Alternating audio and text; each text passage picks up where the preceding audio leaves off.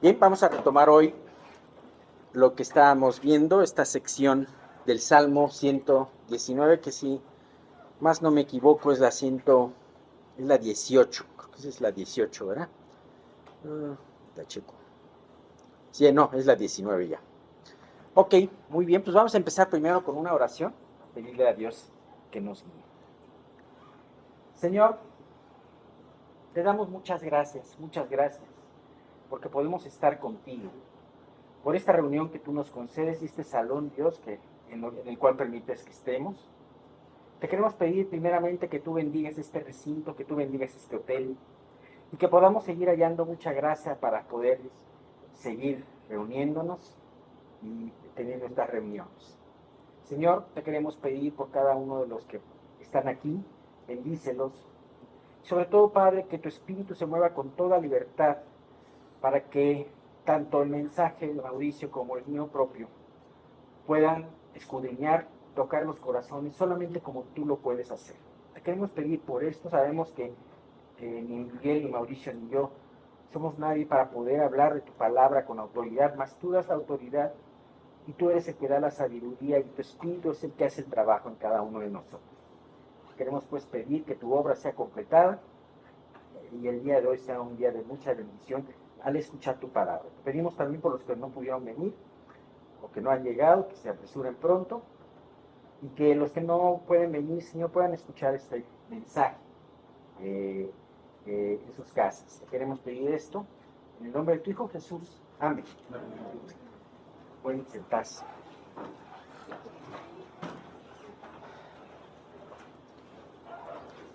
Bien. Vamos a recapitular, vamos a recapitular un poco lo que ha sido esta sección, que ha sido un poquito larga, nos hemos tardado un poquito más, pero que creo que no está mal el poder hacer un pequeño resumen. ¿Se acuerdan que esta sección número 19 hablaba de la palabra kof, ¿no? De la 19ª palabra en el Aleph Bet hebreo? Esta palabra kof significaba, acuérdense que era, de hecho, acuérdense que era lo que parecía la letra kof, parecía un ojo de aguja. Y en un principio les preguntaba, al empezar este estudio, les preguntaba qué relación tienen un ojo de aguja con la santidad y con la oración. Y hemos visto precisamente que habíamos visto todas las cosas, la dificultad de un camello pasar por el ojo de una aguja. Habíamos visto de que esto es algo imposible de dar. Ajá. Por eso el Señor Jesús utilizó esa hipérbole, que se llama hipérbole, hablando de cosas exageradas, para mostrar la imposibilidad de que un rico pudiera entrar en el reino de los cielos. Y hablando de un rico no quiere decir necesariamente un rico que tenga muchos bienes, sino aquel que esté seguro de sí mismo, como el joven rico. Ustedes se acordarán que hablamos inclusive del joven rico. Posteriormente hablamos de la santidad, la cual es necesaria para ver a Dios, pero la cual no podemos tener por nosotros mismos. Entonces era muy importante hablar de esto y era como pasar por ese ojo de la aguja. ¿Cómo podemos hacerlo? ¿Cómo podemos tener santidad? Ahí era el tercer punto, la oración.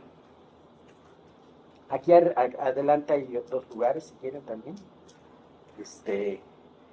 Y de alguna manera, el ojo era precisamente ahí es donde viene el salmo, que es clamar. Hemos visto muchos versículos que nos hablaban de clamar, ¿no? Inclusive les pregunté, les dejé una tarea a cada uno de ustedes, la cual lo cumplieron muy bien, que nos hablaban de qué era clamar, cuándo habían clamado. Ahorita les voy a dejar otra tarea. Entonces,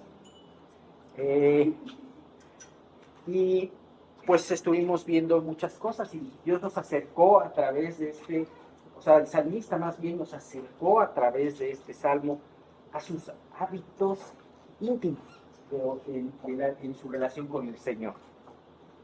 Hay mucha gente, más en el ámbito de una iglesia que dice, voy a orar por esto, sí voy a orar por esto, y nunca ora. Bueno, esta persona te hablaba de que en sus hábitos personales estaba la oración. La oración, que es algo que no se ve a simple vista. No se sabe quién está orando y quién no está orando, pero que es lo que hace la diferencia de un ministerio, de una vida completa. Bien, estábamos viendo todo esto. Lo último que vimos es esta persecución que tenía el salmista, que nos ha hablado en muchas ocasiones al hablar de estos versículos. Estamos viendo Salmo 119 y la sección 19, que viene del versículo 145 al 152.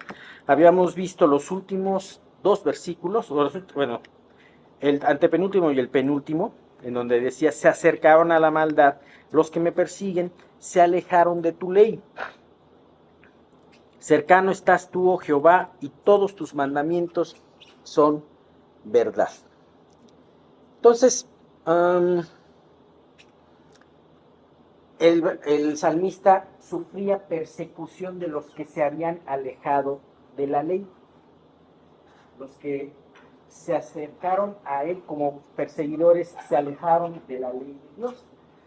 Y estábamos viendo que no necesariamente, que yo no creo que él se haya referido a un pueblo pagano, a los moabitas o a los amonitas, sino más bien a alguien que ya había estado cerca de la ley y que con el tiempo se separó. Aún una persona que pudiese tener una apariencia piadosa, porque es muy religioso, puede tener esta característica. Por fuera, ser alguien piadoso, aparentemente, pero por dentro, haberse alejado de la palabra de Dios. Jesús recalcaba mucho esto a los religiosos de la época. ¿Cuáles fueron los que más se opusieron a Jesús? Los religiosos de su época. Y bueno, pues estábamos viendo precisamente, y me gusta mucho este versículo del 151. Bueno, me gustan todos, pero este versículo dice, cercano estás tú, oh Jehová, y todos tus mandamientos son verdad. Mientras los adversarios del salmista se alejaban de Dios, el salmista se acercaba. Y eso era lo que provocaba esta pelea, esta lucha. El hecho de que él estuviese cerca de los mandamientos de Dios. Molestaba la vida de aquellos que se habían alejado. ¿Por qué? Porque les traía un reprendimiento en sus conciencias. Y eso es algo que muchas veces tú puedes decir. Y muchas veces tú puedes decir, oye, pero estoy viviendo para Dios, ¿por qué estoy teniendo estas dificultades en mi trabajo, en mi familia, con mis amigos? ¿Por qué está pasando esto? Porque muchas veces, ni siquiera aunque tú hables, hay algo que se nota en tu vida por estar viviendo para el Señor. Y que va a apoyar tus palabras cuando hables. Bien. Definitivamente, también como lo hemos hablado, tenemos que analizar a la luz de esta palabra nuestras dificultades, nuestras persecuciones, porque claramente una persecución por dar testimonio por la palabra no es una, no justifica el que nosotros tengamos un ataque de otras personas, pero porque nosotros nos lo merecemos, ¿no? Porque hemos sido malos hermanos, hemos sido malos hijos, hemos sido malos vecinos. Y entonces, ahora que conocemos al Señor, decimos, no, lo que pasa es que me persiguen por Cristo. No, lo que pasa es que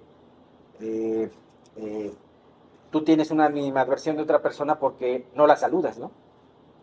O tú tienes una animadversión de otra persona porque no te has acercado a esta persona, ¿no? Y bueno,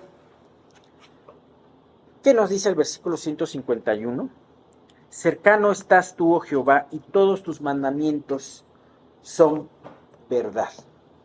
¿Sabes qué es lo impresionante? El seguir los mandamientos de Dios nos va a llevar a tener un crecimiento. El leerlos, el meditarlos, el anhelar vivirlos y clamar por vivirlos nos va a llevar a tener un acercamiento a Dios. Este acercamiento también va a ser probado por Dios. Y sabes que la prueba es la parte que no nos gusta. Pero en la prueba vas a poder disfrutar de una presencia de Dios más palpable. Por eso Dios constantemente nos prueba, para podernos hallarse Él con nosotros en ese lugar de prueba. Y sabes que mientras los impíos se alejaban y muchos de ellos decían que sí estaban cerca de Dios, pero realmente estaban lejos de Dios, el salmista que sí se estaba acercando a Dios y que sufría estas pruebas, sentía la presencia de Dios. Ese es uno de los beneficios de acercarse a la palabra de Dios, la presencia de Dios en tu vida. La convicción, el gozo, todo lo que trae el poder meditar en estos mandamientos. Y además dice la segunda bendición, y todos tus mandamientos son verdad. ¿Cómo vas a poder comprobar que la palabra de la Biblia realmente es la palabra de Dios? Viviéndola, permitiéndolo a Dios, viviéndola. ¿Y cómo la vas a vivir? Sabemos que la vida cristiana no la podemos vivir por nosotros mismos. Pero ante cada prueba y ante cada tentación, decide utilizar el principio que has aprendido. Aún lo que tú y yo estamos escuchando el día de hoy puede ser muy importante para las pruebas que te puedan suceder en la semana. Yo me acuerdo que de chiquito veía unas caricaturas que se llamaban La Vuelta al Mundo en 80 días, basadas en el libro de Julio Verne, pero ellos estaban huyendo del policía que los quería, y cada día este policía les quería impedir el paso, ¿no? Y entonces el principal, Phineas Fogg, siempre le decía a su criado Passepartout, le decía, para el día de hoy necesita que te lleves un martillo, o necesito que te lleves una herramienta, y necesito todo esto, ¿no? Esto lo inventaba la caricatura, en la novela no aparece eso, ¿no? Y entonces el criado tenía que meter en una bolsa todo lo que iban a necesitar y no se sabía qué. Y resulta que a lo largo de la caricatura te enseñaban por qué necesitaba el martillo, o por qué necesitaba una cacerola, o por qué necesitaba lo que le había pedido, ¿no? Bueno, de la misma manera, Dios nos enseña, a través de lo que aprendamos en la palabra, esas herramientas valiosas que vamos a tener que emplear, ¿sí? Dios no quiere que si tienes esta semana que desaflojar un tornillo, o apretar un tornillo más bien, no quiere que utilices el martillo que hace 3 semanas te dejó. No, a lo mejor Dios el día de hoy está utilizando para tu vida ese desarmador y además de cruz, para que puedas apretar esta semana ese tornillo que quiera que aprietes. ¿Sí? Entonces, es impresionante. Al hacer esto te das cuenta que la palabra de Dios es verdadera. Una cosa es estar de acuerdo con ella y otra cosa es vivirla. Una cosa es que tú digas intelectualmente, sí creo, sí pienso que todo esto me suena lógico, y otra cosa es en el momento de la prueba hacer uso de esa valiosa herramienta de la que hablamos, ¿no? Y ciertamente es difícil ver a nuestro alrededor personas que se endurecen con la palabra, aún personas que en algún momento fueron compañeros nuestros, amigos, familiares, y que estuvieron en nosotros a lo mejor escuchando las mismas enseñanzas, y que ahora, hoy por hoy, están en desacuerdo, son antagónicos, y aún hasta de esas personas te vienen ataques, ¿sabes? Pero déjame decirte una cosa, si tú vives para el Señor, sí vas a tener oposición, pero al vivir para el Señor y a orar por ellos, a clamar por ellos, no dejas de ser la esperanza para ellos. ¿Por qué? Porque ellos ven, y ellos van a ver que efectivamente en tu vida van a comprobar que la palabra de Dios es verdadera, y eso es algo muy importante. Esa es la diferencia entre una vida religiosa y entre una vida dedicada al Señor.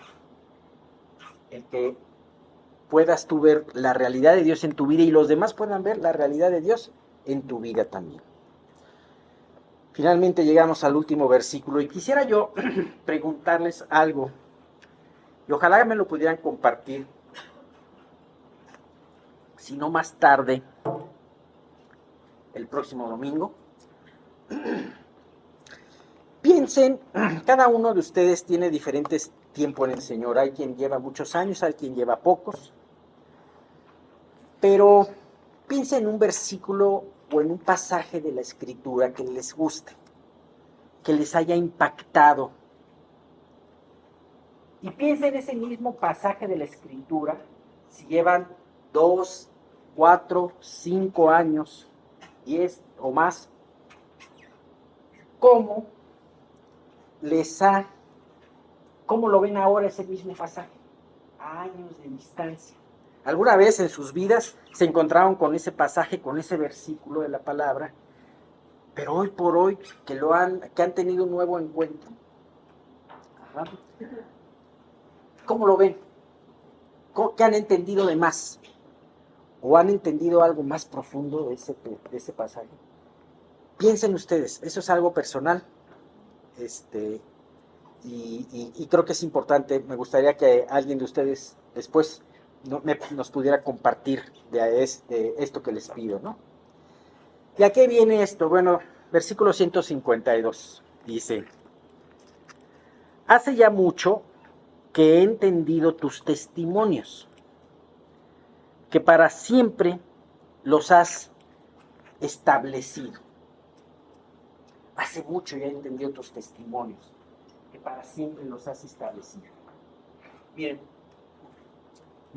cuando yo estaba preparando este estudio, me vino a la mente una relación matrimonial o una relación de amistad, como tú quieras ponerlo. Si tú quieres poner una relación matrimonial o una relación de amistad. Vamos a hablar, por ejemplo, del matrimonio. Una pareja se conoce y se enamora cuando los dos son jóvenes. Generalmente el matrimonio viene a tu vida cuando eres joven, muchas veces, ¿no? Otras veces no. Entonces en esa juventud tienes muchos proyectos. Ajá. Y la emoción rodea cada instante de tu vida. Sin embargo, conforme pasan los años, esta relación se va enfrentando a muchos episodios diversos, algunos buenos como logros, como metas cumplidas. Generalmente hay mucha paciencia, debe de haber mucha paciencia. Y en otras ocasiones desavenencias, preocupación, ofensa y perdón. Sin embargo, en esta relación, y que puede aplicarse también a una relación de amistad, porque finalmente eso es, sin embargo, esta relación va creciendo en madurez y profundidad. Aquellas situaciones que en un principio tuviste un choque, a lo mejor en un futuro vas aprendiendo cosas.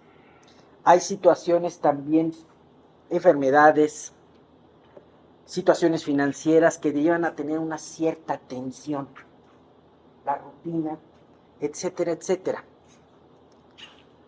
Sin embargo, todas estas situaciones pueden verse muy distinto en la diferencia de las décadas. Y lejos de estorbar, pueden ayudar a tener una relación más sólida, tanto en un matrimonio como en una amistad. Yo tengo un amigo de hace muchos años, 40 años, que créeme que es uno de mis mejores amigos. Es un amigo que yo aprecio mucho y nuestra amistad ha pasado por muchas etapas. Ajá. Y si se sigue un buen camino de respeto y amor, los años y las situaciones, en vez de estorbar, servirán para afianzar más la relación. Ahora, así como esta descripción de una relación entre dos personas a través de los años, el salmista en este último versículo nos habla de su relación con la palabra de Dios a través de los años. Es impresionante. Por eso la pregunta que les hice y la tarea que les dejé, ¿cómo han visto esos versículos a través de los años? ¿No? Me encanta, porque aquí establece dos cosas. Algo que ha pasado en todos los años que el salmista ha tenido relación con la palabra, y también él declara algo que va a pasar. Lo primero que dice es, hace ya mucho que he entendido tus testimonios. ¿Desde hace cuánto cada uno de ustedes sabe de la existencia histórica de Jesús? Desde chiquitos, ¿no? Muchos de ustedes hicieron en una primera comunión, muchos de ustedes tomaron un desarrollo de eso, ¿no? Sin embargo, algunos de ustedes, que espero que sean la gran mayoría, en un momento determinado tuvieron un encuentro personal con Cristo. Y ahí ya cambia. De ese Jesús histórico, que además a los niños les encanta ver esas historias de que Jesús se acercaba a los niños, a ese Jesús ya personal, ¿no? Y el salmista seguramente había pasado a través de los años, primero aprendiendo con sus compañeros de grupo aquellos rudimentos de la Torá, y no fue sino hasta después de alguna experiencia personal con Cristo, con Dios, haber en ese momento no creído en Jesús, sino creer en lo que el Mesías que vendría iba a hacer por su vida, ¿no? Y entonces, este salmista primero aprendió probablemente esos rudimentos de la Torá, y después experimentó una relación personal con Dios, y la palabra se tornó verdadera en su vida. Aquello que había escuchado desde niño se tornó verdadero. Y a través de los años, a través de ver personas caer, algunos de los que cayeron se convirtieron en sus enemigos, a través de ver muchas cosas, él tenía un conocimiento profundo en su palabra. Entonces lo primero que decía era, hace mucho que ya he entendido tus testimonios. Desde hace mucho, esos testimonios han sido familiares para mí. Los conozco. No solamente he oído, sino he tenido un acercamiento más por poderte conocer, Dios. Y hace mucho, y ahora siguen siendo. Porque al decir esto, hace mucho ya que he entendido tus testimonios, quiere decir, no como muchos dicen, sí, ese versículo ya lo conozco, ¿no? No, pero lo sigo conociendo y me sigue admirando ese versículo. Ajá. Juan 3:16 me sigue admirando. Salmo 23 me sigue deleitando. Ajá. Ahora, es interesante que aquí se aplica también aquella descripción que Jesús nos dio acerca de un buen escriba, de alguien docto en la ley, como el padre de familia que saca el baúl y de ese cofre saca tesoros nuevos y tesoros viejos.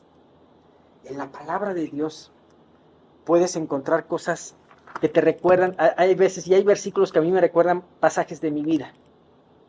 Y es más, cuando veo el versículo me acuerdo a una imagen en mi vida. Ajá. Hay versículos que he pasado que son tesoros viejos, pero que están renovados, porque de repente Dios me hizo pasar por el mismo versículo y entendí otra cosa. Y les pongo un ejemplo. Bueno, de hecho, yo soy el primero que hablo de esto, ¿no? ¿Han oído la parábola del hijo pródigo? Siempre se dice la palabra del hijo pródigo. Y saben que yo tengo yo pienso que está mal dicho ese título. ¿Por qué? Sí, efectivamente te habla de un hijo pródigo, pero no es de lo único que te habla. Hay tres actores muy importantes: el hijo menor, el hijo mayor y el padre. Tampoco es correcto decir la parábola de los dos hermanos. No, yo pensaría, porque además, yo en un principio, y con esto a qué viene, en un principio siempre me ha gustado mucho esa parábola que está en Lucas, en el Evangelio de Lucas, y siempre me encantaba la parte del hijo pródigo cuando era perdonado. Y la otra parte la veía como relleno. Sin embargo, de repente, aprendiendo, pues descubrí que también era una parte muy importante de lo que hablaba acerca del hermano mayor, el cual estaba muy seguro de lo que él hacía diariamente por su padre. Sin embargo, por esa seguridad no entró al banquete. ¿Te das cuenta? Y me daba cuenta por el contexto en el que estaba esa parábola. Precisamente algunos que se jactaban de sus buenas obras, a Jesús les habló de esa parábola. Entonces decía, no, lo más importante es el hermano mayor. Sí, pero eso también excluía parte de mi vida, que fui redimido. ¿Sabes? ¿Sabes cómo le diría yo a esa parábola? La parábola del Padre amoroso. La parábola del Padre misericordioso. Si bien Jesús quería hablar del hermano menor y el hermano mayor, el actor principal es el padre de familia. Date cuenta. Habla primero de la oveja perdida. Lo principal no es la oveja, lo principal es el pastor. Habla de la moneda perdida, lo principal no es la moneda, lo principal es la mujer. Y habla del hijo pródigo y del otro hijo. Lo principal es el padre de familia. ¿Y por qué lo principal es el padre de familia? Porque precisamente aquellos que se jactaban de sus obras y que criticaban a Jesús porque estaba entre pecadores y publicanos, tenían que entender el carácter de Dios. Y a través de esas tres parábolas, y muy especialmente la de la última parábola, habla del carácter de Dios. Carácter de Dios benévolo para aquel que se arrepiente y que regresa a su padre, y un padre que no puede, y un hijo que no puede entrar al banquete porque se cree muy justo y critica al padre, critica la misericordia del padre. Bien, pues hemos tenido todo esto y hay algo para terminar. Dice, bueno, hace mucho que he entendido tus testimonios, que para siempre los has establecido. El hecho de ver que esa palabra ha sido verdad, porque se acuerdan en el versículo anterior, dice, todos tus mandamientos son verdad. Y decía, yo he entendido, dice, hace mucho que he entendido tus testimonios, hace mucho que sé que tus testimonios son verdaderos. Dice que para siempre los has establecido. Dejamos de hablar del pasado y vemos la visión futura del salmista. Para siempre los has establecido. Estos versículos que algún día aprendiste y ahora Dios te ha estado enseñando más cosas, no se va a acabar la historia hasta aquí, porque Dios los ha establecido, siempre van a ser vigentes. Lo que decimos en la palabra, podrán llegar mareas de filosofías, unas de un lado y otras de otro lado, pero la palabra de Dios el testimonio de Dios va a ser siempre. Dice Isaías 48, sécase la hierba, marchítase la flor, mas la palabra del Dios nuestro permanece para siempre. ¿Creemos esto en las pruebas? ¿Creemos esto aunque una persona a la cual tengamos respeto y autoridad nos diga que no es cierto?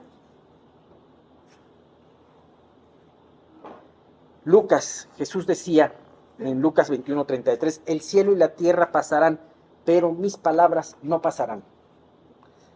Dando a entender que la palabra tiene más duración aún que la misma creación. Así que hemos terminado esta sección y yo quisiera terminar primeramente, piensen en esto que les digo, luego se los pregunto, y haciendo un pequeño resumen a base de preguntas. Esta sección, el salmista nos enseñó varias cosas del clamor, ¿no? Para poder terminar. ¿Cómo clamaba el salmista? Con todo el corazón. ¿Qué clamaba o cuál era el objeto de su clamor?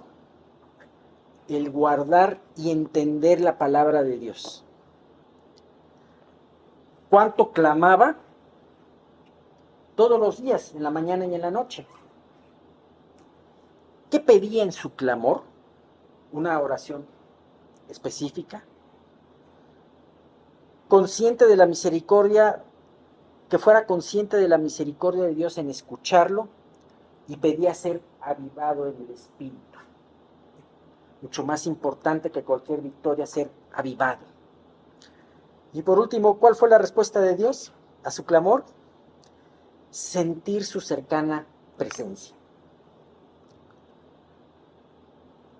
Esa es esta sección y pues con esto terminamos esta parte número 19. Dios nos guía. La próxima parte, la número 20.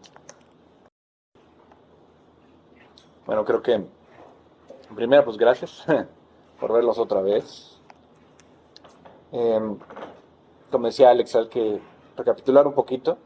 Hace un par de semanas ya habíamos visto un poquito de lo que iba a ser la coronación de David. Quiero que recordemos las lecciones que habíamos visto. Y tan sencillas, están tan fáciles de aprender, porque la primera que había aprendido Samuel era no mirar a nuestro parecer, ¿no? Samuel lo había vivido con Saúl y no lo iba a volver a vivir con David, ¿no? La segunda era la obediencia.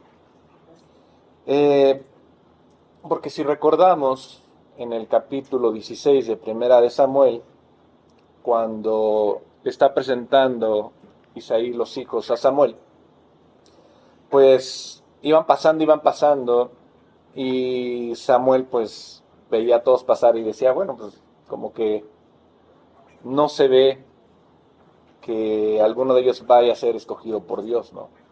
Pero él seguía obedeciendo y sobre todo confiando. Y ahora vamos a ver la tercera lección que encontramos aquí, es cómo Samuel se está comprometiendo con la verdad por temor a que los otros pudieran pensar algo de él, ¿no?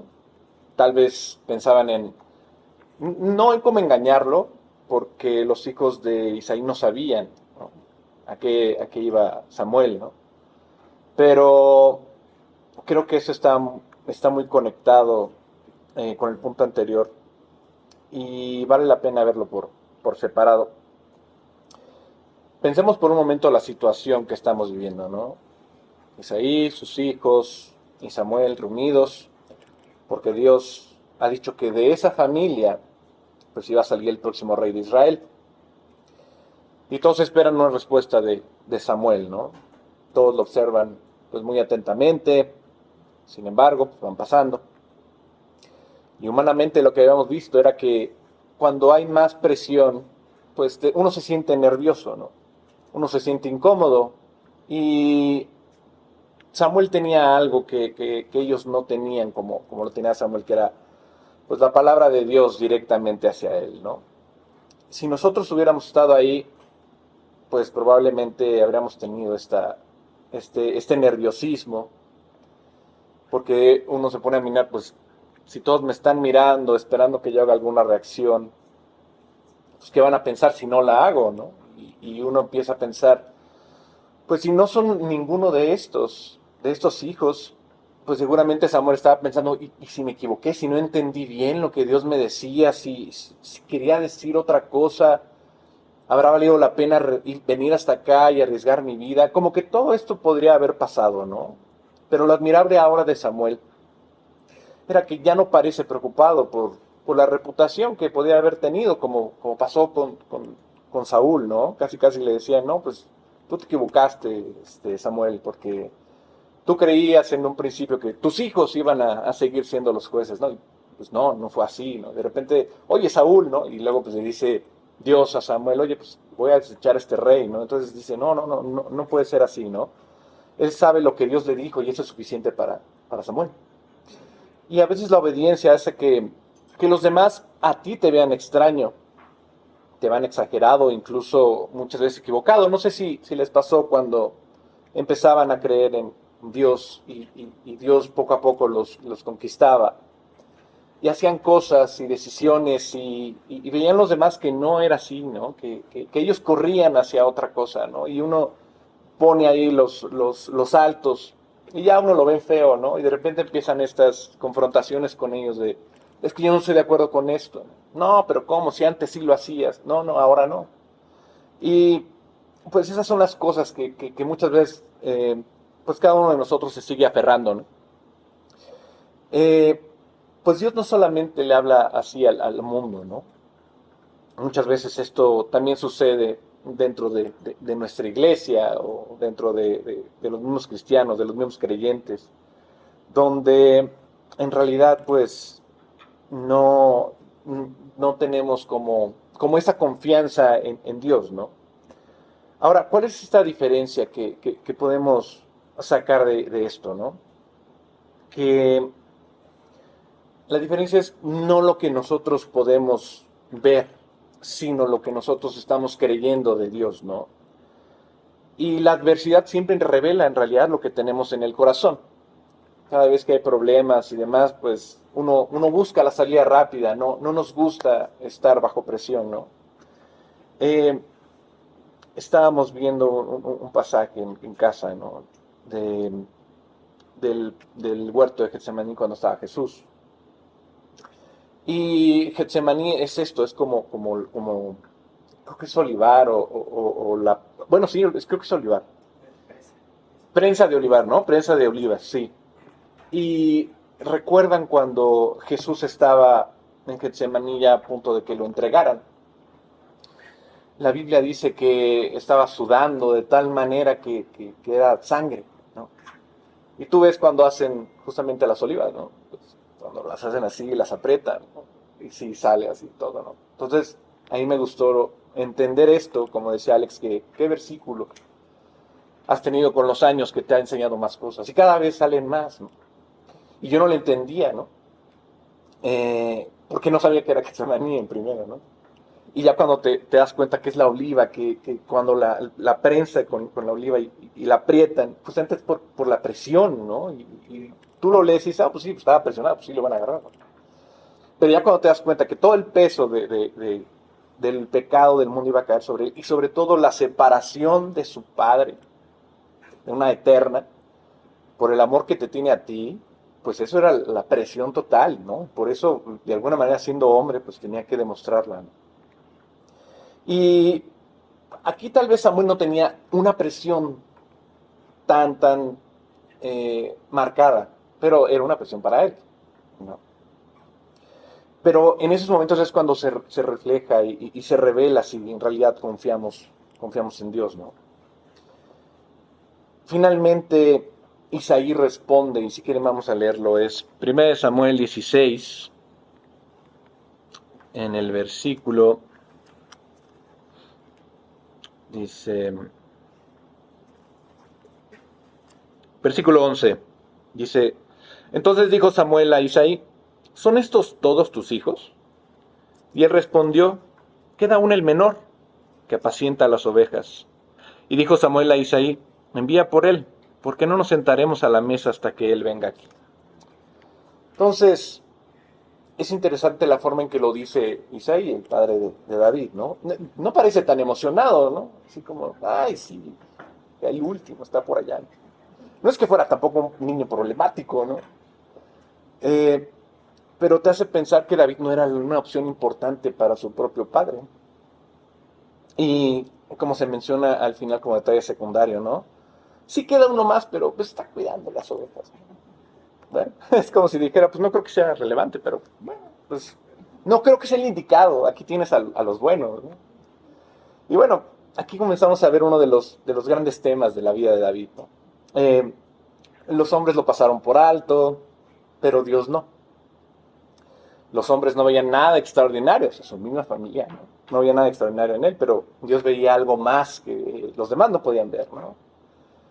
Porque mientras los hombres observamos la apariencia, Dios está observando el corazón. Y es lo que les decía cuando se enfrentaban ya con su familia, ¿no? Confrontaciones de cosas que antes hacían y ahora no.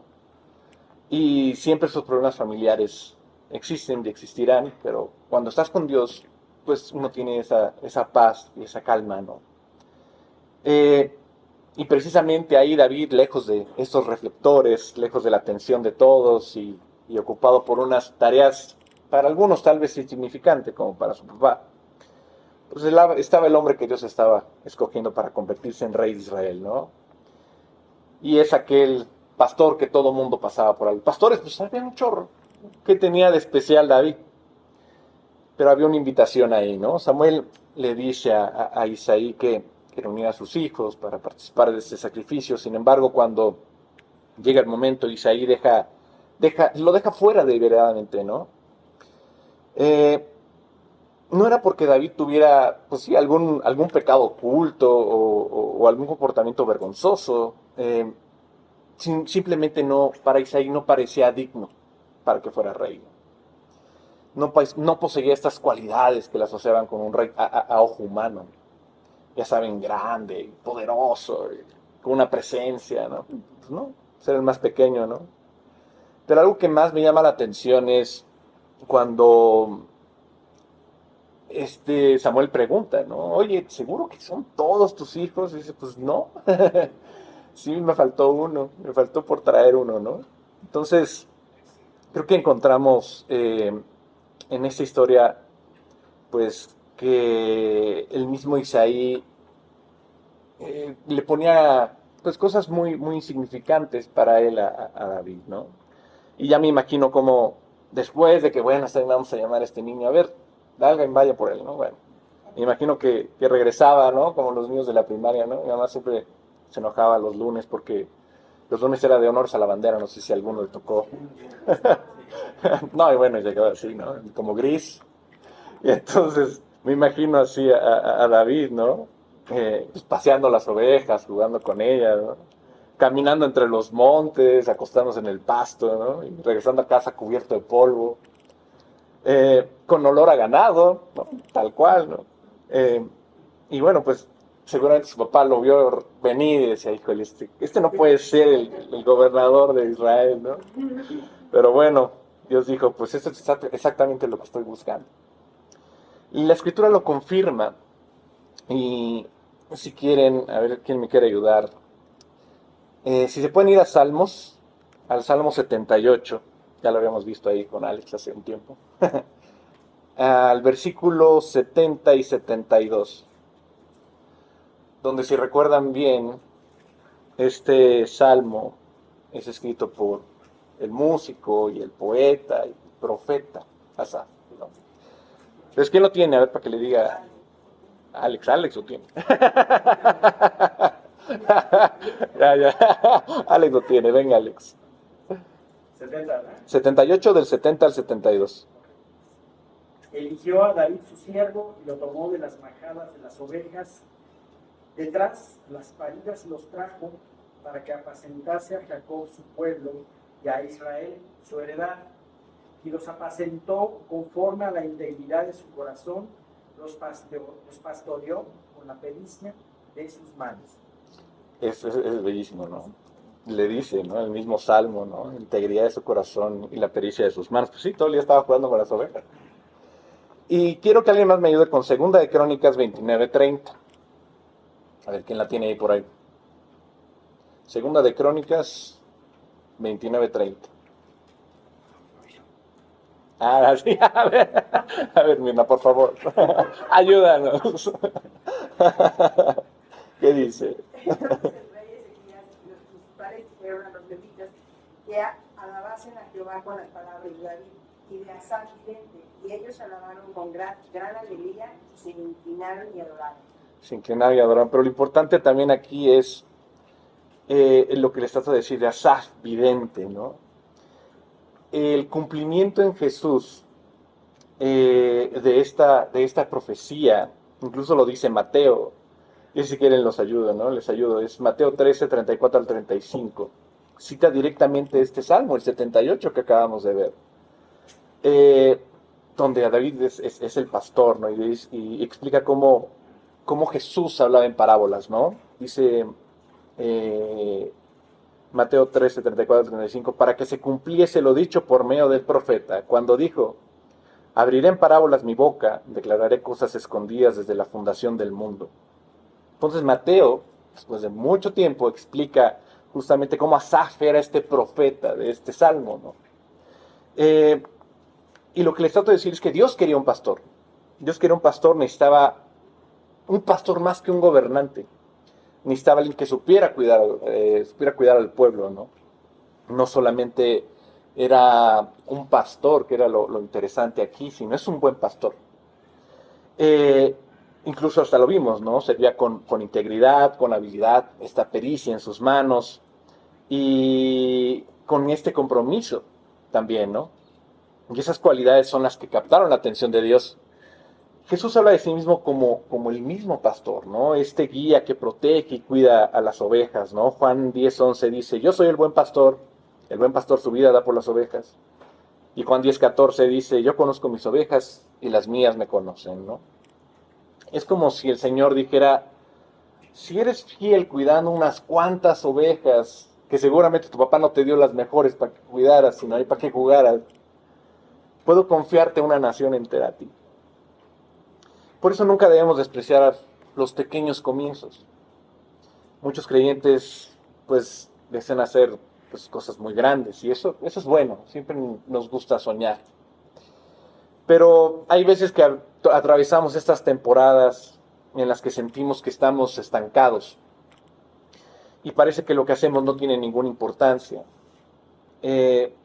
Pensamos que podríamos estar haciendo algo más significativo por la iglesia, por nuestros familiares, ¿no? Y alguna vez estaba hablando con Estelita hace un par de años: no, pues casi vamos a ir al parque y vamos así a hablar, ¿no? Y quieres hacer muchas cosas, ¿no? Pero quizás otros como Isaí pues van a menospreciar el trabajo, ¿no? Eso a lo que tú le vas a dedicar tiempo. Y tal vez quizá nunca nadie va a ver el valor de tu servicio, ¿no? Pero hay alguien que sí, y se va a hacer Dios.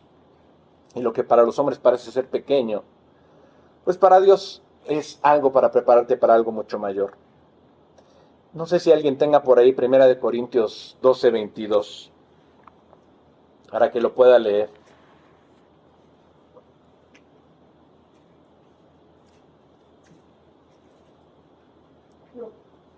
A ver, por favor. Sí,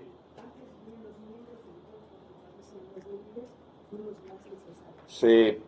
Los más débiles son los más necesarios, ¿no? Y el ejemplo lo da Jesús en el ejemplo de la viuda, ¿no? Eh, Digo, el que me acuerdo es el de Lucas, Lucas 21, ¿no? Y ahí puedes ver cómo Jesús seguramente observaba a todos los ricos, ¿no? Dar grandes sumas, ¿no? De dinero, pero justamente destaca a esta viuda que era pobre y con 2 monedas insignificantes. Pero Jesús aclara que ella dio más que todos, porque justamente midió su sacrificio, midió la intención, y no el volumen visible para los demás. Entonces, la Biblia busca a una persona que Dios ha llamado para que parece que no hace nada, ¿no? Muchas veces buscamos cosas grandes y no la encontramos, porque en realidad lo que más vale son los pequeños detalles, ¿no? Siempre dicen que, tanto uno u otro lado, siempre dicen que en los detalles está Dios, ¿no? Y quiero que recuerden otro pastor, cuando Dios llamó a Moisés, justamente le estaba cuidando ovejas, ¿no? También. Y quiero que recuerden a otro, y es Amós. Amós en 7, 14 y 15 dice que él era boyero y recogía higos. Boyero es de bueyes, ¿no? Que se los lleve, ¿no? Los cuide. Y dice, y está escrito, Jehová me tomó de detrás del ganado y me dijo, ve y profetiza a mi pueblo Israel. Y ahora no quiero que recuerden solamente estos pequeños oficios, ¿no? Sino a los pescadores, ¿no? Los más famosos, ¿no? Justamente Simón, Andrés, Santiago, Juan, ¿no? Una vez más vemos cómo es el mismo patrón que está siguiendo Dios, ¿no? Que Dios llama a las personas cuando están siendo fieles en el lugar donde se encuentran. Ellos estaban trabajando, ¿no? Pero eran fieles. Y creo que por eso la enseñanza es especialmente importante. ¿Para quién? Para los jóvenes. Porque quizá hoy muchos jóvenes, o los que vayan a escuchar este mensaje algún día, tal vez no tengan una plataforma ahí visible como hoy en día todo el mundo quiere, ¿no? Dicen que hay más youtubers y tiktokers que doctores, ¿no? O abogados. Pero Dios no está buscando eso primero, ¿no? Dios está buscando la fidelidad, está buscando a alguien comprometido con lo que tiene adelante, está buscando a alguien que en realidad ame su palabra y aproveche bien el tiempo, ¿no?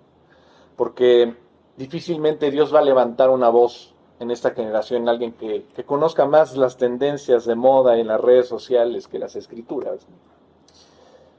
Entonces, volvamos a David cuidando ovejas, y de repente, pues seguramente Dios ya decía, a este pastor lo voy a hacer justamente rey de esta nación, ¿no?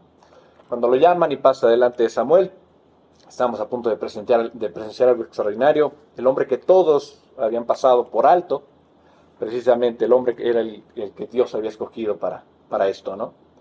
Y quiero que veamos un detalle interesante, ¿no? Cuando leímos en 1 Samuel 16:12 que dice, envió pues por él y le hizo entrar. Perdón, este no lo hemos leído. 1 Samuel 16:12 dice, envió pues por él y le hizo entrar, y era rubio, hermoso de ojos y de buen parecer. Entonces Jehová dijo, levántate y úngelo, porque este es, ¿no? Se me hace curioso cómo habla de él, de la hermosura que él tenía, ¿no? Entonces, pues uno se pone a detenerse un momento y dice, pues, ¿qué acabas de decir, no? Que no importa lo que ven los ojos, y de repente llega David, no, era hermoso, rubio, hermoso, ¿no? Y creo que en estas 2 semanas, pues, dices, oye, pues, no, 2, 3, no, ya llevamos como 4 viendo este capítulo, creo, en donde estábamos diciendo, no, pues que Dios no ve la belleza exterior, ¿no? Y de repente ves y dices, no, es que Dios mira el corazón y no vea la estatura ni la fuerza física, ¿no? Y de repente llega este jovencillo, ¿no? Todo bello, ¿no? Y dices, bueno, entonces, ¿qué pasa? ¿Qué pasó, no? Pero justamente vemos en 1 Samuel 16:7, dice, porque Jehová no mira lo que mira el hombre, pues el hombre mira lo que está delante de sus ojos, pero Jehová mira el corazón. Entonces dice, pues no es ninguna contradicción, si es que se lo están preguntando, como yo me lo pregunté, sino que debemos entender que Dios no está en contra de la belleza. El hecho de que Dios mire el corazón no significa que desprecie todo lo exterior.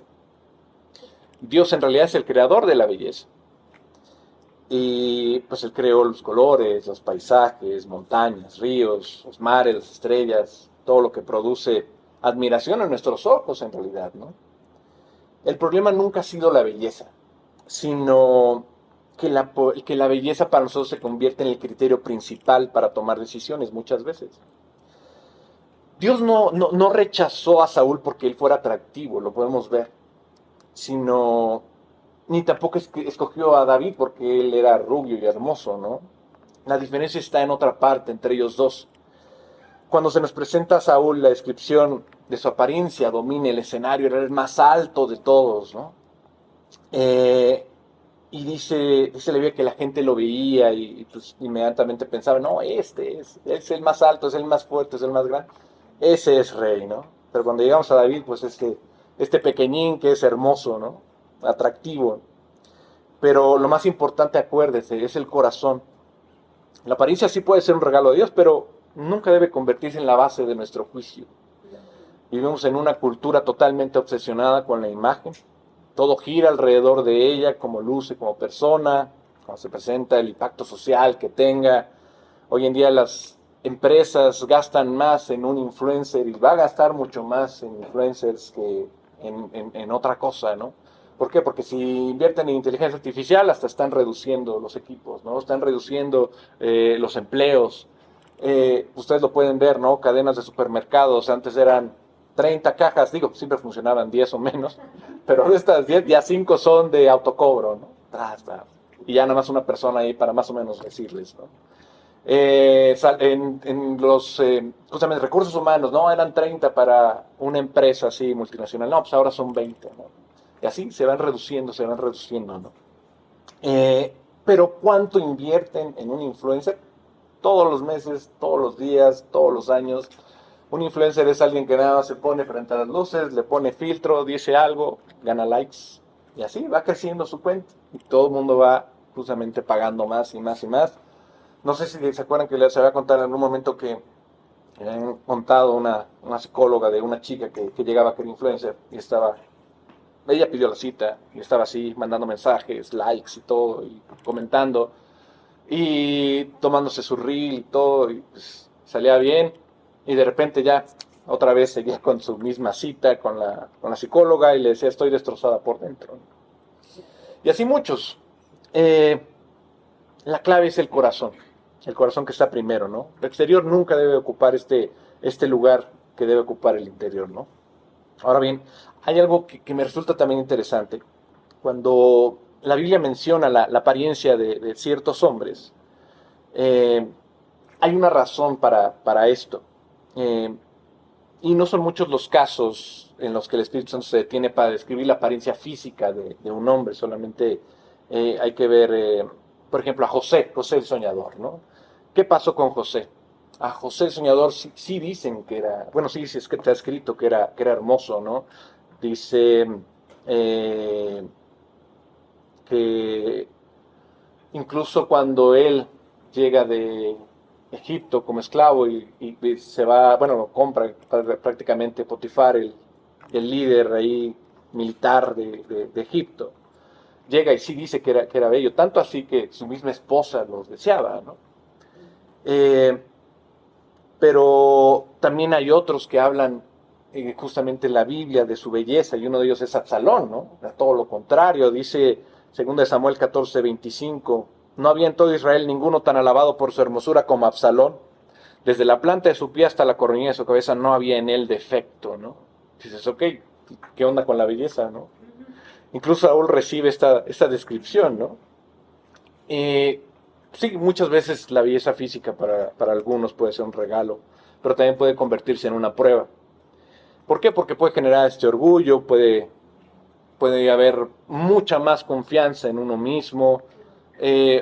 Esa persona puede juzgar a otro superficialmente, incluso puede convertirse eso en una tentación, como la esposa de Potifar lo vio en José. Digamos que la apariencia tiene un lugar en esta tierra, pero para mí en realidad no tiene que ocupar ningún trono en el corazón de nadie. Lo que determina en realidad el valor es esta parte espiritual de cualquier persona, y no es lo que impresiona a los ojos, ¿no? Sino lo que Dios ve en el corazón, lo que está viendo en David, ¿no? No porque fuera el más atractivo tal vez, o incluso el más fuerte, ya saben, tampoco el más impresionante, ¿no? Dios miró su corazón, recuerden eso, los voy a ir repitiendo todo el estudio, ¿no? Y cuando leo estos ejemplos en la Biblia, pues cada vez encuentro que el Espíritu Santo se detiene para describir específicamente la apariencia de un hombre o una mujer. Y me hago esta pregunta, sobre todo cuando estaba escribiendo esto para ustedes, de por qué Dios menciona esto. ¿Qué quiere enseñarnos con el tema de la apariencia, ¿no? Sobre todo después de haber leído que Saúl era el más guapo y de repente lo desechan y viene David y sigue siendo hermoso, pero hay estas diferencias, ¿no? Y empecé a encontrar respuestas en esta historia de José, ¿no? Dice Génesis 39:6, y era José de hermoso semblante y bella presencia. Y en el 39:7, pues prácticamente dice, aconteció después de esto que la mujer de su amo puso sus ojos en José y dijo, duerme conmigo, ¿no? Entonces yo veo una conexión. El Espíritu Santo nos informa, sí, que José era el atractivo y pues nos muestra cómo esa apariencia abre una puerta a otras pruebas, ¿no? Porque ¿qué es lo que hizo José cuando la mujer de Potifar le dijo, oye, duerme conmigo? Pues él dijo, no, para nada, ¿no? Tanto así que se fue casi desnudo, ¿no? Bueno, desnudo prácticamente. Entonces, él fue objeto de estas tentaciones, seducciones, ¿no? Eh, pero les digo, la belleza en realidad no es el problema es el peligro de lo que viene acompañada, de las decisiones que uno vaya tomando, ¿no? Y si una persona no tiene su alma profundamente arraigada en el temor de Dios, pues la belleza puede convertirse en este peligro tan grande como lo son las riquezas, ¿no? O incluso para algunos puede ser pues, más destructiva que beneficiosa. Pues, Absalón, ¿no? Tratando de quitar a su padre, ¿no? ¿Qué fue lo que hizo? Pues estaba tan dañado de lo que había pasado con su hermana Tamar, que se quiso vengar de su medio hermano. David no lo corrige con el rigor que él quería y de ahí empieza así su odio hacia su padre, ¿no? Y pues, terminó mal Absalón, ¿no? Entonces, creo que mientras estuve estudiando esto, me vino a la mente, y no sé si a ustedes también, de un personaje muy particular. Y es un pasaje fascinante en Ezequiel 28, donde encontramos una profecía contra el príncipe de Tiro. Y dice Ezequiel 28:5, con la grandeza de tu sabiduría, en tus contradicciones has multiplicado tus riquezas, y a causa de tus riquezas se ha enaltecido tu corazón. Aquí dice que la riqueza había producido este orgullo, y eso es algo que podemos entender fácil. Sí, tienes todo el dinero que quieras, pues sí, puedes tener todo lo que quieras, está bien, no tienes a Dios, que es lo más importante, pero esta prosperidad de lo que quiero hablarles es que puede inflar el corazón, ¿no? El éxito puede hacer que una persona empiece a confiar tanto en sí misma que olvide a Dios. Pero me pareció algo todavía más interesante al hablar del príncipe de Tiro en este pasaje, ¿no? El príncipe de Tiro era un gobernante humano, pero el lenguaje de esto empieza a transformarse y se vuelve extraordinario, porque no nada más habla del príncipe de Tiro, ¿no? Dice Ezequiel 28:2 y 13, hijo de hombre, levanta endechas sobre el rey de Tiro. Y luego empieza y dice, en Edén, en el huerto de Dios estuviste. Entonces, pues no creo que esté hablando completamente del príncipe de Tiro, ¿no? Y prácticamente dice, levanta endechas sobre el rey de Tiro. Un endecha es esta canción, este poema triste, que incluso es para una persona que ha fallecido, una persona muerta, ¿no? Y viendo históricamente qué pasaba con el príncipe de Tiro, pues me doy dando cuenta que sí tenía una relación muy cercana con Israel. Tiro, digamos, era esta ciudad fenicia, donde tenía alianzas comerciales de tiempo anterior, desde justamente la época de David y después con Salomón.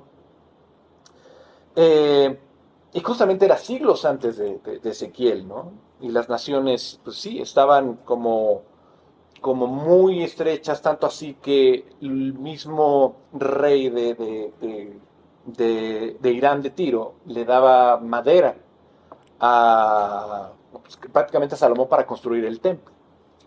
Pero a raíz de esta alianza, pues ellos también tuvieron una influencia, pues sí, de mucha idolatría, ¿no? Y después va avanzando tanto que se consolida justamente cuando se casa Jezabel con el rey Acab, ¿no? Y no solamente es ese matrimonio con una pagana extranjera, sino que también hubo esta fuerza de idolatría que era idolatrar a Baal tal cual, ¿no? Y después pasaron los siglos y justamente con Ezequiel, en los días justamente ya de Nabucodonosor, pues él llega, ¿no? Llega a Israel y pues sí, ataca todo, quita todo y deja en ruina a Israel. Eh, y justamente el socio comercial de Israel, lo que era Tiro, lo que era Fenicia, en Ezequiel 26:2 dice, por cuanto dijo Tiro contra Jerusalén, Ea, la puerta de los pueblos está quebrantada, se ha vuelto a mí, yo me llenaré ahora que ella está desierta, ¿no? O sea, prácticamente dijo, pues ahora que ya Nabucodonosor acabó con Israel, pues miren, ya todas las rutas comerciales van a ser para mí, una para acá, otra para acá, él ya estaba hecho, ¿no? ¿Qué pasa con el rey? ¿Qué pasa con Tiro? Nabucodonosor, no contento con eso, pues obviamente empieza a volverse con las ciudades que eran los aliados, ¿no? de Israel. Eh, y hay un asedio contra Tiro, dura esto 13 años. Y Tiro tenía dos ciudades, una como en la tierra y otra en una isla, ¿no? Al principio Nabucodonosor acaba con la de la isla, perdón, con la de la tierra. No podía con la de la isla porque no tenía una flota naval. Entonces esta dura un poquito más para que acabe con ella. Pero después sí, de 13 años de resistencia, pues sí, después sí puede llegar. Y al rey de Tiro, al príncipe de Tiro, no fue ejecutado en la isla, se lo lleva. Y hay algo interesante que dice Ezequiel en 29:18, que dice que Nabucodonosor y su ejército no recibieron paga de Tiro. ¿Por qué? Porque estaban en la ruina. Estaban en la ruina en esta isla, porque ya no tenían cómo comercializar, porque pues, su otra ciudad estaba siendo ocupada, ¿no? Entonces, de ahí me voy a Primera de Reyes 16:31, que dice, porque le fue ligera cosa andar en los pecados de Jeroboam, hijo de Nabat, y tomó por mujer a Jezabel, hija de Baal, rey de los Sidonios, y fue y sirvió a Baal y lo adoró. Quiero que les quede claro la relación que tiene en este versículo de Ezequiel del rey de Tiro, del príncipe de Tiro. O sea, ¿quién era humanamente? Pues era un cuate, tal cual que dice que pues prácticamente incitó a Israel a la idolatría, Jezabel y el rey Acab, gracias. Y después en 1 Reyes 21:25 dice, añade una conclusión sobre este versículo que dice, a la verdad ninguno fue como Acab, que se vendió para hacer lo malo ante los ojos de Jehová, porque su mujer Jezabel lo incitaba, ¿no? Entonces, en la cronología fenicia, esta mujer, pues, terrible, incitaba a esa idolatría, y ¿qué más hacía? Pues mataba a todos los profetas de Israel, ¿no? Entonces, Acab, el rey de Israel, no solamente toleraba el estilo de vida de su esposa, sino que oficializa este culto extranjero a sus propios dioses, ¿no? Dice Primera de Reyes 16, 32 y 33, porque le fue ligera cosa andar en los pecados de Jeroboam, hijo de Nabat, y tomó por mujer a Jezabel, ¿no? Lo que leímos. Hizo también Acab y una imagen de acera, haciendo así Acab, más que todos los reyes de Israel que reinaron antes que él, para provocar la ira de Jehová, Dios de Israel, ¿no? Entonces ya te pones a pensar, ok, si es malo este cuate, ¿no?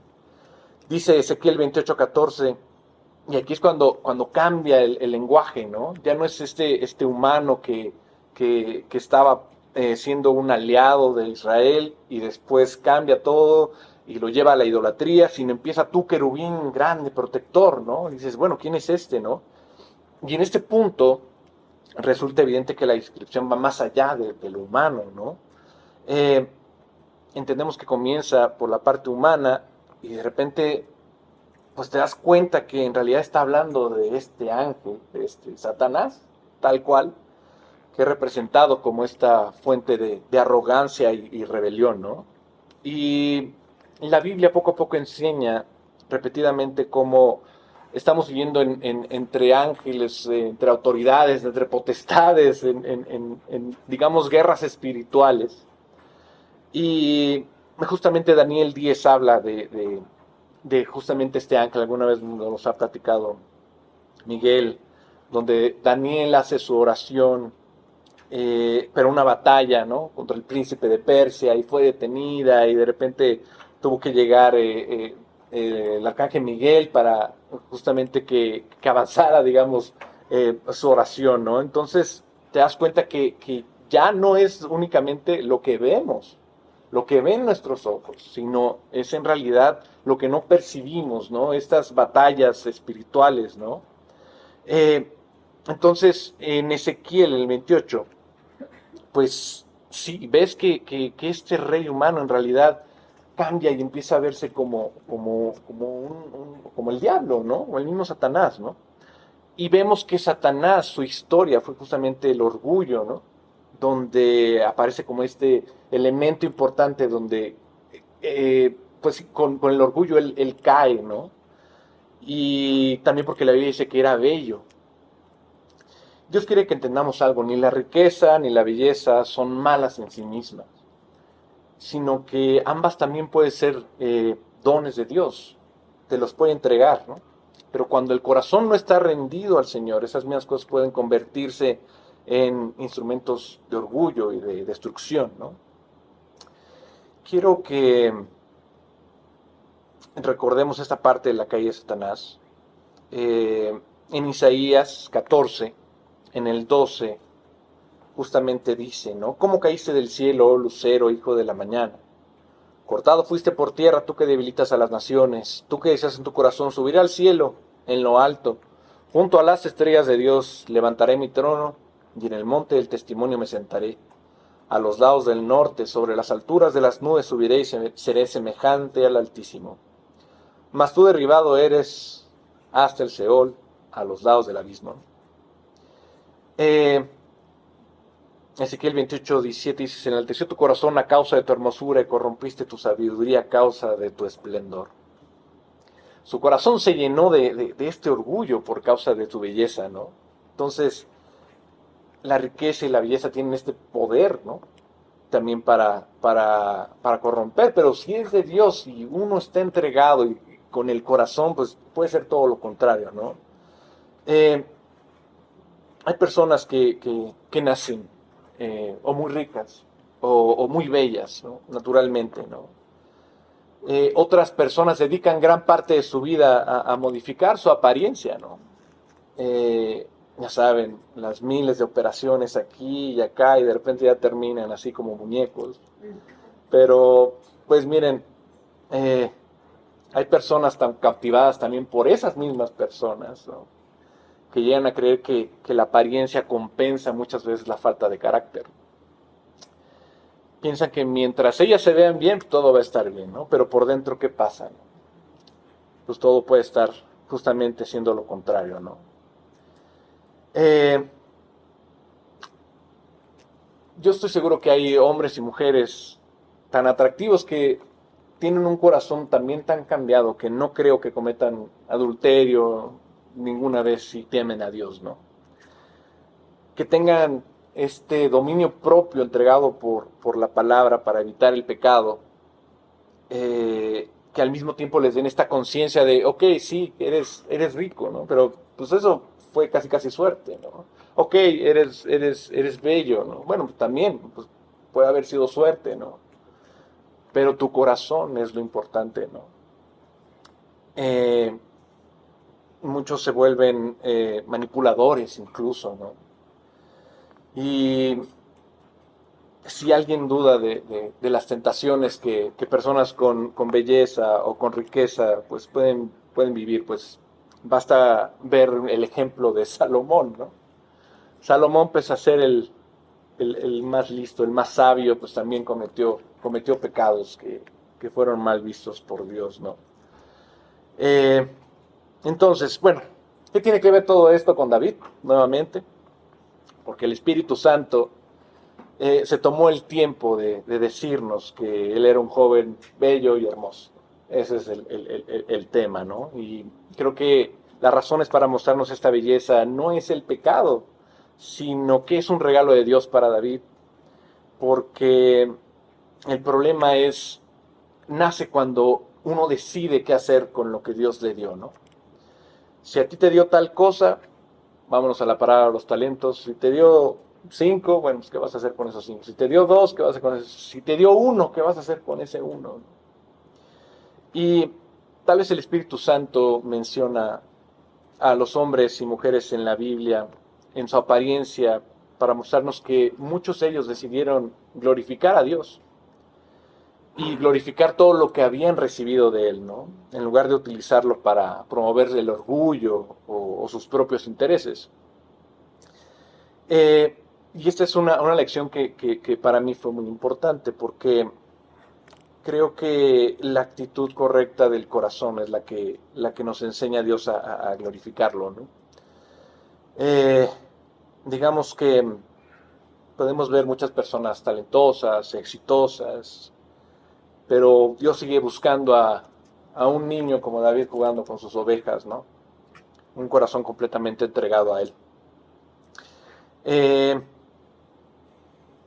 Y fíjense que escribiendo esto, pues sí pasé algunas horas observando vidas y logros y apariencias de otros en la Biblia, ¿no? Y empiezas a ver cómo muchos de esos ejemplos te enseñan cómo empiezan a mirar, cómo empiezan a sentirse vacíos, a sentirse inseguros y más descontentos que antes, ¿no? Cuando toman esas decisiones en su propio corazón que van en contra de Dios, ¿no? Y ellos olvidaron algo fundamental, que David no era el hombre más impresionante de Israel, no era el más alto, ya lo sabemos. Sin embargo, Dios le dijo a Samuel que había encontrado a alguien mejor que Saúl. Y era porque tenía un corazón rendido ante Dios, ¿no? Cuando tu identidad descansa en Cristo, ya no dependes de la cantidad de aplausos que te den o que recibes, ya no dependes de cuántas personas te admiran, ya no dependes de cuántos comentarios o reconocimientos puedes obtener. Tu gozo es saber que perteneces a Dios. Por eso creo que el Espíritu Santo menciona tanto esta belleza de ciertos hombres y mujeres, no para exaltar la belleza, sino para mostrarles lo que recibieron de Dios, ¿no? Isaías 53:2 dice, y este es el ejemplo más claro para hablar de la belleza, y quiero que también les quede en el corazón. Hay algunos que se lo saben, pero se los voy a leer. Dice, subirá cual renuevo delante de él, y como raíz de tierra seca, no hay parecer en él, ni hermosura, le veremos más inatractivo para que le deseemos. Despreciado y desechado entre los hombres, varón de dolores, experimentado en quebranto, y como que escondimos de él el rostro, fue menospreciado y no lo estimamos. La belleza otra vez, ¿no? El profeta explica que el Mesías no tendría una belleza física o una presencia majestuosa y terrenal, ¿no? Que la gente no se sintiera incluso atraída por él o hacia él, pero por las razones equivocadas. Ya habían tenido pues, reyes guapos y bellos y altos, incluso de buen corazón. Pero el verdadero Mesías, el verdadero rey, el verdadero pastor no iba a ser así. Dios quería que amaran a Jesús por su carácter, por su santidad, por el mensaje y no por su apariencia, ¿no? En nuestra cultura, la cultura humana, pues Dios vino a resquebrajar todo, ¿no? Y a moldearlo nuevamente. Y este capítulo de Isaías justamente habla de este siervo sufriente que era Cristo, ¿no? Donde vino a cargar con nuestros dolores, a cargar con nuestros pecados, con nuestras enfermedades. Tengo una amiga que desde la pandemia del 20 empezó a experimentar muchos cambios. Y antes era como la más ruda, así todo podía, todo lo puedo hacer, todo puedo comer, y no se cansaba, y la veía siempre bien, ¿no? Llega la pandemia y de repente, pues algunos pensábamos que si te daba ya nos íbamos a morir. y de repente empieza un problema físico tras otro, ¿no? Oye, pues oye, y aquello, ¿no? Y así 6 años. Y de repente casi es, híjole, ya el polo, el ojo, se me infectó, todo lo que se les puede imaginar le cae, ¿no? Y entonces, en algún momento leímos esto, ¿no? Dice, Cristo cargó con nuestros dolores, ¿no? Que me decía, oye, o sea, estoy afligida, ¿qué puedo hacer, no? Sí quiero creer y que Dios va y me va a sanar y etcétera, ¿no? Pero es difícil, me dijo, pues sí, ayúdame, ¿no? ¿Y cuál es la manera de ayudar a alguien? La primera es orar, ¿no? Y vemos como el mismo Cristo, ¿no? Lo dice el versículo, ¿no? A pesar de cargar con nuestras enfermedades, su presencia física también fue afectada, ¿no? Con todos esos castigos humanos que le dieron, o sea, demacrada completamente, junto en esta crucifixión, ¿no? Tanto así que hasta le clavaron una lanza, ¿no? Digamos que el mismo Dios se despojó de esta gloria celestial para experimentar el dolor humano real, para que sepas que Él vino por ti y por mí. Y es curioso cómo los mismos hebreos, ¿no? Los mismos judíos, el mismo pueblo de Israel esperaba un rey militar fuerte, ¿no? Dice Ezequiel 25:14, y pondré mi venganza contra Edom por mano de mi pueblo Israel, y harán en Edom según mi ira, y según mi furor, y conocerán mi venganza, dice el Señor Jehová, ¿no? Entonces todo el mundo empezaba y decía, no, pues sí, seguramente va a llegar y va a acabar con el imperio romano, ¿no? Pero no es el plan de Dios, ¿no? No era el plan de Dios, no iba a acabar con ese imperio, ¿no? Él venía justamente como un carpintero ahí, humilde, de Nazaret, sin atractivo para que le deseemos, ¿no? Y Jesús demostró que el reino de Dios no se basa en estas apariencias, ni en el poder terrenal. Dice el Salmo 45:1, rebosa mi corazón palabra buena, dirijo al rey mi canto, mi lengua es pluma de escribiente muy ligero. Dice, rebosa mi corazón palabra buena. ¿Por qué? Porque en el 2 dice, eres el más hermoso de los hijos de los hombres. La gracia se derramó en tus labios, por tanto, Dios te ha bendecido para siempre. ¿Qué me dice a mí esto? La gracia se derramó en tus labios. ¿Qué es lo que hacía Cristo para conquistar a la gente primero? ¿Qué dice Apocalipsis? Que va a llegar el Mesías y va a sacar de su boca la espada, ¿no? La espada de su boca. Básicamente aquí lo que yo digo es, dice, la gracia se derramó de sus labios. ¿Qué nos decía? Parábolas. Hablaba con nosotros, ¿no? Hablaba con cada uno, dicen pues ahora sí, las escrituras, ¿no? Él hablaba y decía, y conquistaba con su palabra, ¿no? Con su humildad. Y cuando fue justamente la crucifixión, pues ahí pagó todo, ¿no? Nos dio el gran ejemplo, ¿no? Entonces quiero que se queden con eso. Si vimos justamente la parte de la belleza, creo que para mí era importante que entendiéramos que no es eso, ni tampoco lo que veíamos como tal vez algo, ¿cómo decirlo? No, ¿cómo es? Que se contradijera, ¿no? De si Saúl era guapo y también David era guapo, bueno, no importa, pues nos dio Dios justamente al ejemplo más claro que era Jesús, ¿no? No era su belleza física, era la belleza que tenía en la gracia de sus labios y justamente el corazón por entregarlo en la cruz por nosotros, ¿no? Entonces, bueno, ahora quiero que oremos ya con esto y vamos a dar gracias. Padre Celestial, te damos muchas gracias por las enseñanzas del día de hoy. Te pedimos que podamos seguir confiando en ti, que ninguno de nosotros descanse solamente en una oración, sino que tú hagas trabajos pues muy profundos en nuestro corazón para que podamos seguirte y sobre todo que pues tengamos la certeza de nuestra salvación, que por medio de la fe verdadera en tu Hijo Jesucristo nos la des y sobre todo que la evidencies en la vida de cada uno de nosotros.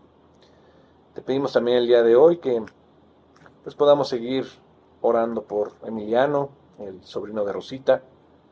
Gracias porque él escuchó también tu mensaje.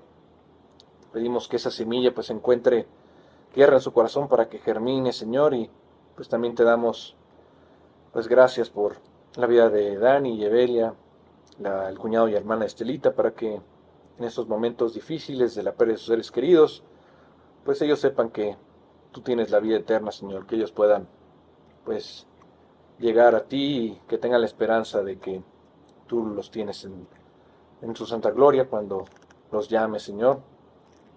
Te pedimos también por nuestra iglesia, para que en todo pues nos des fruto, no permitas que vivamos solamente de las apariencias, que justamente hoy lo hemos aprendido, sino que transforme nuestro corazón.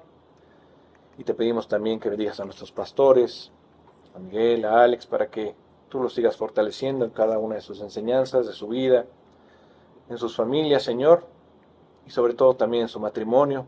Como el día de hoy también te queremos dar gracias por el aniversario de bodas de Denny y Oscar. Bendice su matrimonio, Señor, guarda su amor, permite que cada año pues los encuentres más unidos entre ellos, más cerca de ti, tal como dice tu palabra, el cordón de 3 dobleces no se rompe pronto, Señor.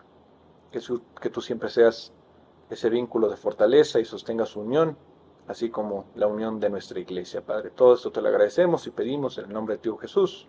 Amén.